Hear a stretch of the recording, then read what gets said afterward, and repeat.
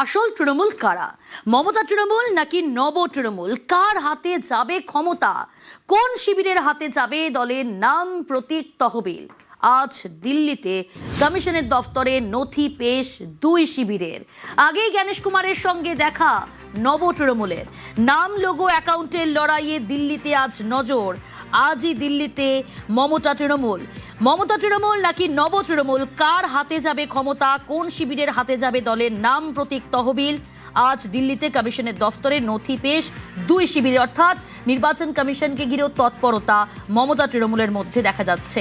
আবির রয়েছে, আরো ডিটেল জানাবে। আবির, দেখো, 12:30টার সময় হচ্ছে কল্যাণ বন্দ্যোপাধ্যায় এবং ডেরেকো ব্রায়ান তারা যাচ্ছেন ইলেকশন কমিশনে। কালীঘাটপন্থী তৃণমূল কংগ্রেসের তরফ থেকে তাদের যে নথি তারা জমা দেবেন। অন্যদিকে ঋতব্রত বন্দ্যোপাধ্যায় গোষ্ঠীদের তরফ থেকে আইনজীবী মারফত নথি পাঠানো হচ্ছে এবং তাদের বক্তব্য, যদি ভবিষ্যতে আরো কোনো ধরনের প্রয়োজনীয়তা থাকে তখন তারা দেখবেন, তবে তারাও প্রস্তুত রয়েছেন এই নথি সংক্রান্ত বিষয়। ইতিমধ্যেই তারা এক দফা গিয়ে দেখা করে এসেছিলেন এবং সেই দফা দিয়ে দেখা করার পর তাদেরকে নির্বাচন কমিশনের সঙ্গে প্রায় দীর্ঘ 45 মিনিট কথা হয় এবং তারা বিভিন্ন বিস্তারিত তাদের ব্যাখ্যা দিয়েছেন। কিন্তু নির্বাচন কমিশনের তরফ থেকেও বেশ কিছু তথ্য চাওয়া হয়েছিল, যে তথ্যের পরিপ্রেক্ষিতে আগামী দিনে কি সিদ্ধান্ত হবে তা নির্ভর করবে। তো সেটা নিয়ে আজকে মূলত তাদের যাওয়া এবং দুপক্ষই আর কিছু তৎপরতা দেখাবে। দলের রাশ হাতে রাখতে কি কি দাবি করতে পারে তৃণমূলের দুই শিবির? আবির, প্রথমত হচ্ছে যে দাবির যে বিষয়, সেখানে হচ্ছে তারা বলবেন যে মনোনয়নের সময় বিশেষত হচ্ছে কালীঘাটপন্থীর তরফ থেকে সই মমতা বন্দ্যোপাধ্যায় রয়েছে। দ্বিতীয়ত তারা বলবেন যে 2012, 17, 22 এই সময় জাতীয় কর্মসমিতির বৈঠক হচ্ছিল, সেখানে মমতা বন্দ্যোপাধ্যায় চেয়ারপারসন হিসেবে রয়েছেন। এছাড়া তাদের বক্তব্য হচ্ছে যে দল তৈরি করার যে ইতিহাস, এতদিন ধরে তারা যে রাজনৈতিক আন্দোলন করেছেন সেই বিষয়ে তারা ইসিআই কে যেটা জানিয়েছিলেন সেটা। ঋতব্রত বন্দ্যোপাধ্যায় গোষ্ঠীদের তরফ থেকে বক্তব্যতে বলা হবে সেটাতে জাতীয় কর্মসমিতিকে মনোনীত হিসেবে মমতা বন্দ্যোপাধ্যায় নির্বাচিত হননি, এবং যখনই তাদের বক্তব্য যে নির্বাচন হলেও সেক্ষেত্রে মনোনয়ন পেতের সম্ভাবনা কোনোভাবেই থাকতো না। দ্বিতীয়ত তারা হচ্ছে দুর্নীতির বিষয় নিয়ে তারা সরব হবে। তৃতীয়ত তারা হচ্ছে চন্দ্রিমা ভট্টাচার্য চলে আসা, যিনি একটা সময় কালীঘাটপন্থী তৃণমূল কংগ্রেসের তরফ থেকে নির্বাচন কমিশনের কাছে অন্যতম অথেন্টিক ব্যক্তি ছিলেন, তিনি কমিউনিকেট করতেন, তিনি চলে আসছেন। এই যাবতীয় বিষয়গুলো তারা তাদের নথির মধ্যে দিয়ে তুলে ধরছে। বেশ,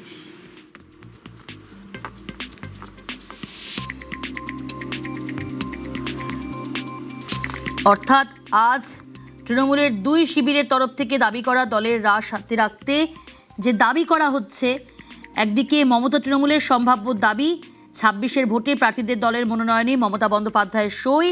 2012, 2017, 2022 সালে জাতীয় কর্মসমিতির বৈঠক, যেখানে মমতা বন্দ্যোপাধ্যায়কে চেয়ারপারসন নির্বাচন। যারা নব তৃণমূল দাবি করছেন তারাও সেই নির্বাচন প্রক্রিয়ার সম্মতি জানিয়েছিলেন। মমতা তৃণমূলের তরফ থেকে সম্ভাব্য দাবি করা হতে পারে দল প্রতিষ্ঠা করেছেন মমতা, দলের হেডকোয়ার্টার কালীঘাট। দাবি করা হতে পারে দলের সংবিধান অনুযায়ী চেয়ারপারসন সকলে মিলে ঠিক করেন। মমতা তৃণমূলের সম্ভাব্য দাবি, যারা পরিষদীয় নব ব্লক তৈরি করেছেন সেই দুই নেতাকেই দল থেকে বহিষ্কার। এরই পাশাপাশি নব তৃণমূলের সম্ভাব্য দাবি, দলের নির্দিষ্ট কোনো সংবিধান নেই, বিভিন্ন সময় সুবিধা মতো বদলে নেওয়া হয়েছে। নব তৃণমূলের সম্ভাব্য দাবি, দলের চেয়ারপারসন স্থির করার ভোট হতো না, মনোনীত করে নেওয়া হতো। যাদের জাতীয় কর্মসমিতিতে দায়িত্বে তারা নিজেরাই দায়িত্ব ছেড়ে বেরিয়ে এসেছেন। জেলা পরিষদ, পুরসভা, বিধানসভায় অনাস্থা, প্রয়োজনে পরিষদীয় ক্ষেত্রে সংখ্যাতত্ত্বের প্রমাণ দেবে নব তৃণমূল।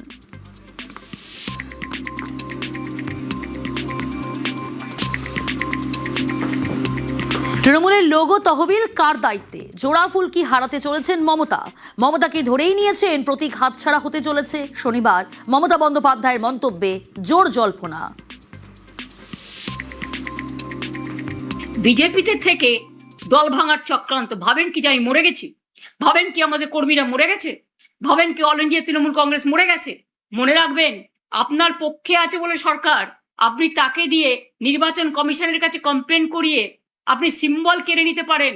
যদিও আমরা জানি সিম্বল আপনার পক্ষে যাবে না, কিন্তু ধরে নিলাম যদি জ্ঞানেশ কুমার বাবু আমাদের পার্টিকে ফিনিশ করার জন্য ইলেকশনটাও করেছেন, যদি সিম্বল দিয়েও দেয় তাতে কি যায় আসে? সিম্বল সেটাই হয় যেটা সাধারণ মানুষ গ্রহণ করে, তৃণমূল কংগ্রেসরা গ্রহণ করে। আমি এই সিম্বল নিয়ে 1 মাস 22 দিনের মাথায় আমি কিন্তু লড়াইটা করেছিলাম। তখন আমি সিম্বলটাও কাউকে চেনাতে পারিনি। আর এখন দরকার আমি গলায় সিম্বলটা ঝুলিয়ে মানুষের কাছে যখন বেরোবো, আপনারা কি আমার কণ্ঠরোধ করতে পারবেন? হঠাৎ করে গেল রব কেন? ভরসা রাখতে হবে কমিশনের উপর, পাল্টা কটাক্ষ করেছেন ঋতব্রত। নির্বাচন কমিশন একটা অ্যাপেক্স বডি, প্রাতিষ্ঠানিক পোস্ট। মানে হঠাৎ করে ঠাকুর ঘরে কে আমি তো কলা খাইনি, হঠাৎ এগুলো বলতে হচ্ছে কেন? যে প্রতীকের কথা। ভরসা রাখুন না নির্বাচন কমিশনের ওপর, অ্যাপেক্স বডির ওপর তো ভরসা রাখতে হবে। দেশের তো একটা কাঠামো আছে, আইন আছে, সংবিধান আছে।